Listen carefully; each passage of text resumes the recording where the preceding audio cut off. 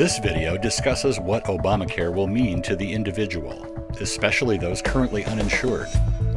The Patient Protection and Affordable Care Act, known by its nickname Obamacare, was signed into law by President Obama in 2010, and although opposed by some in government, it has stood the test of a Supreme Court challenge. Many of its new laws take full effect on January 1, 2014, but some of its mandates have been officially postponed for another year after that date. Whether those stipulations will ever be fully realized and what form they will take are unknown, but we do know that health insurance reform, the stated intent of Obamacare, is being implemented now and should provide many benefits for individuals who have no health insurance today. Why was Obamacare enacted? Well, here are a few statistics. In 2010, nearly 49 million Americans, almost 20% of our population, had no health insurance coverage or inadequate access to medical care. Almost 60% of our population have delayed or simply decided not to seek medical care or health insurance because it was just too expensive. Almost 25% of workers who are offered health insurance through their employers turn it down because it costs too much. If any of this sounds like your own situation, you are not alone. Obamacare is primarily designed around the needs of individuals who, for whatever reason, are currently living without health insurance. Let's take a look at the most common reasons that people remain uninsured and how Obamacare aims to resolve these issues. There are many people who are uninsured because they have a chronic or a pre-existing condition, and so they either cannot get coverage at all, or the coverage they need is so expensive they can't afford it. Obamacare addresses this need by prohibiting insurance companies from overcharging individuals who have chronic health issues, and from refusing to cover individuals because of pre-existing conditions. There are some without coverage who are people who for one reason or another have lost their state or federally subsidized health coverage. Under Obamacare, these individuals can now qualify for a standard and complete health care plan. The most common reason that people don't have health insurance today is because it's too expensive. Small businesses constitute 72% of the American economy, and they provide nearly 90% of the jobs. But many small businesses operate on narrow profit margins, and as such, simply cannot afford to provide group health plans to their employees today.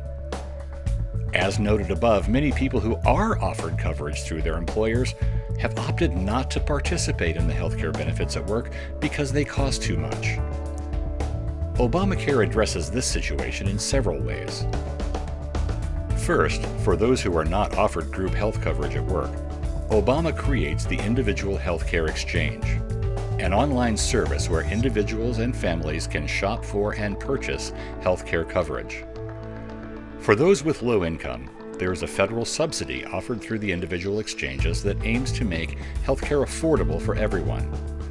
For example, if your individual or family income ranges from 135% to 400% of the established federal poverty level for your category, you qualify for a subsidy on the exchange.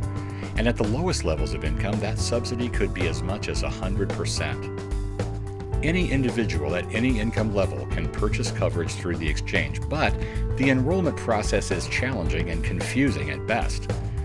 It's wise to consult an experienced healthcare insurance professional who is fully trained in the many aspects of healthcare reform for help in navigating the nearly 65 pages of questions and required personal information that are involved in online enrollment on the exchange. Obamacare also creates the Small Business Health Options Program, an exchange designed specifically for small employers. It is abbreviated the SHOP or SHOP exchange. This online service creates a marketplace for small employers to find suitable and affordable group healthcare plans designed specifically for them. Small employers who purchase coverage through the SHOP exchange can qualify for federal tax credits to help offset the costs of this coverage. Again, for the small business owner, it's not wise to try to navigate the SHOP exchange enrollment process without the help of a competent, experienced health insurance professional. At Cornerstone Financial Group, we have invested the time in training our representatives to be the real experts in healthcare reform. As an individual, you will need help. As Obamacare is rolled out across the country, new laws, rules, and guidelines are being constantly published and revised. Going through the exchange enrollment process can be difficult and confusing. You will need to provide specific personal information and make some financial decisions. That means you can't afford to get this wrong. That's why Cornerstone Financial Group has set up WAPlanFinderHelp.com. We are officially licensed by the Washington State Insurance Board, and our exchange-certified professionals are all specially trained on the details of Obamacare and how to help you find the health plan that's right for you and your family. Just click the green button at the right to set an appointment to talk to one of our certified professionals. It's free, and your information is always secure. Thanks for watching this video, and we look forward to helping you and your family with your health coverage needs.